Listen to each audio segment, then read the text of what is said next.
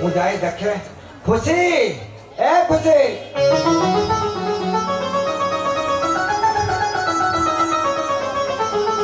ଆରେ ଏ ଖୁସି ତୁ କଣ ମୋ ଉପରେ ରାଗିଛୁ? ମୁଁ ଜାଣିଛି ତୁ ମତେ ହସ୍ପିଟାଲ ଦେଖା କରିବା ପାଇଁ ଯାଇଥିଲୁ, ହେଲେ ତ ଭାଉଜ ମତେ ଦେଖା କରିବା ପାଇଁ ଦେଲାନି। ସେଥିପାଇଁ କଣ ମୁଁ ତାକୁ କମ୍ ଗାଳି ଦେଇଛି? ମୁଁ ଜାଣିବାକୁ ପାଇଲି ତୋର ଗୋଟେ ପୁଅଟେ ହେଇଛି। ଦେଲୁ ଦେଲୁ ମୋ ଭଣଜାକୁ, ମୋ ହାତକୁ ଟିକେ ଦେଲୁ।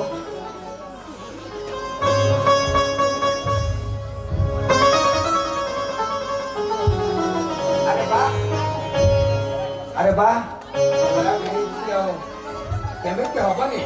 କୋଟିପତିର ପୁଅ, ବଡ଼ ଲୋକର ପୁଅ, ଗୋରା ହବାଟା ସ୍ୱାଭାବିକ।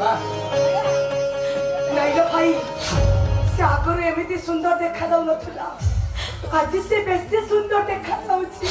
ଆରେ ମାମୁଁ ହାତକୁ ଆସୁ ଆସୁ ଭଣଜା କଣ ସୁନ୍ଦର ଦେଖାଗଲାଣି। ହଁ ବାବୁ, ଜୀବନ ଥିବା ପିଲାଟା ଠାରୁ ଜୀବନ ଚାଲି ଯାଇଥିବା ପିଲାଟା।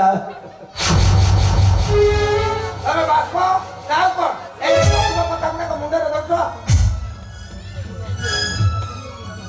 ଏ ଭାଇ, ତୁ ଯାହାକୁ ଧରିଛୁ ତୁ କଣ ଜାଣିପାରୁନୁ ତା ନିଶ୍ୱାସଟା ଚାଲୁଛି ନା ବନ୍ଦ ହେଇଯାଇଛି?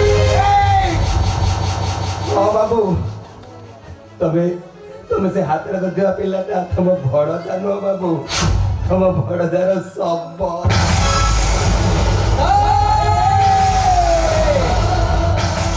ତମେ ଗୁଡା କଣ ପାଗଳ ହେଇଯାଇଛ?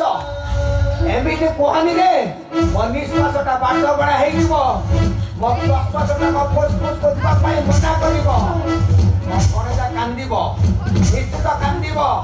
ଆଜି କୁହା ମୁଁ ସେ ପୁରୁଣା ଗୀତ ଗାଇଥିଲେ ଶୁଣେଇଛି, ଯୋଉ ଗୀତ ତ ମା ତତେ ଗୀତ ଗାଇଥିଲେ ଶୁଣଉଥିଲା। ହଁ ବାବୁ, ଏ କିଛି ସମୟ ଆଗରୁ କେତେ ସେ ରାହ ଛାଡି କାନ୍ଦୁଥିଲା, ଜମା ବନ୍ଦ ହେଲେନି ବାବୁ। ହେଲେ ମୁଁ ନା ସେଇ ପୁରୁଣା ଗୀତଟା ତାକୁ ଗାଇବାରୁ ସେ ପୁରା ତୁନି ହେଇଗଲା ବାବୁ। ଆରେ ତୁନି ହେଇଗଲା। ଆରେ ନିଶ୍ଚିତ କାନ୍ଦିବ, କାହିଁକି କାନ୍ଦିବନି?